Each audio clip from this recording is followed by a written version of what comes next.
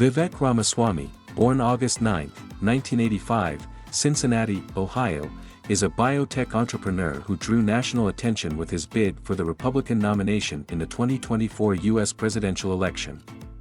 He first gained attention for his outspoken opposition to environment, social, and governance (ESG) investing, but his frequent media appearances, especially on podcasts, and unconventional positions helped raise his profile early in the presidential race. He suspended his campaign in January 2024. Ramaswamy's mother, who worked as a geriatric psychiatrist, and his father, an engineer and patent lawyer at General Electric, moved to the United States from Kerala, India, in the 1970s. Ramaswamy was born in 1985 in Cincinnati, Ohio, where he grew up. His younger brother, Shankar, was born in 1989. Ramaswamy was a nationally ranked junior tennis player and the valedictorian of his Jesuit high school class. After finishing a bachelor's degree in biology at Harvard University in 2007, he worked for a hedge fund and made $7 million in 7 years. Meanwhile, he earned a law degree in 2013 from Yale University, where he met his future wife, Apoorva Tiwari, a medical student, later, a throat surgeon. In 2014, when Ramaswamy was 29, he started a pharmaceutical company, Roivant Sciences. By 2023 he had made at least $250,000 in personal income from the company. Ramaswamy has claimed he was apolitical before 2020, when he first lamented in the Wall Street Journal that partisan politics was interfering in the corporate sector. In January 2021 he stepped down as Roivant CEO, and later that year he published his first book, Woke Incorporated, Inside Corporate America's Social Justice Scam.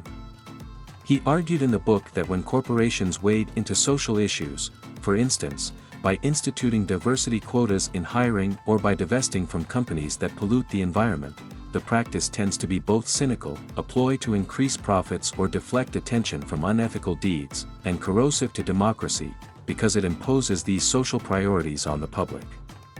For instance, when Delta Air Lines Incorporated criticized new laws in Georgia on the grounds that they would suppress voter turnout, Ramaswamy said the company had failed to explain why Americans should care whether a voting law matches the values of an airline company. In 2022 Ramaswamy founded an anti-woke index fund provider called Strive Asset Management LLC, billing it as the antithesis of other asset management companies like BlackRock Incorporated, that purport publicly to invest in an ESG framework. He promised that Strive would offer investment funds without asking companies to push political agendas.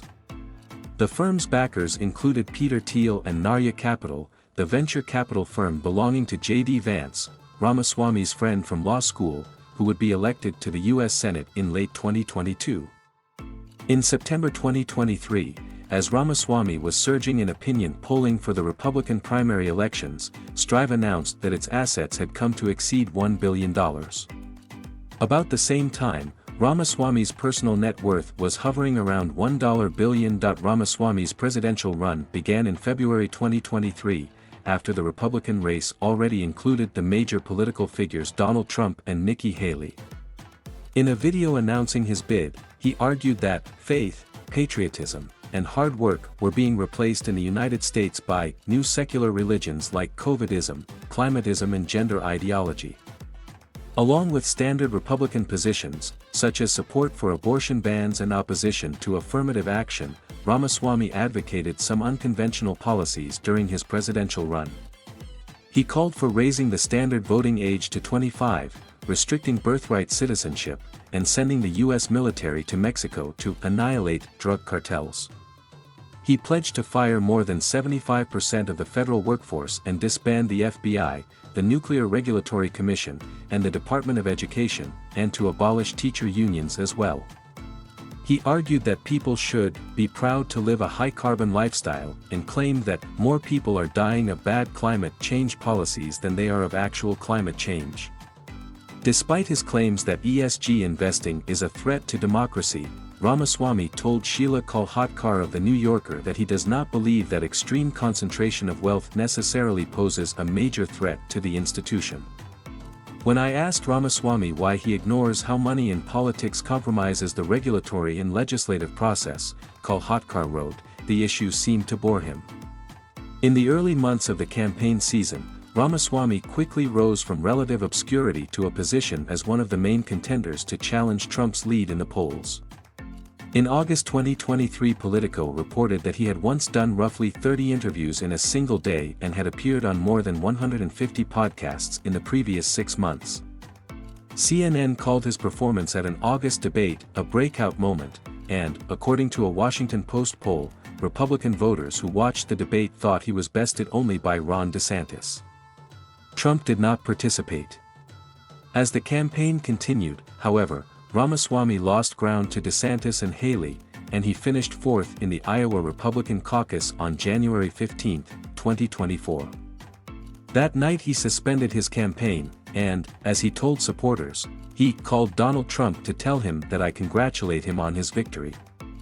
And now, going forward, he will have my full endorsement for the presidency.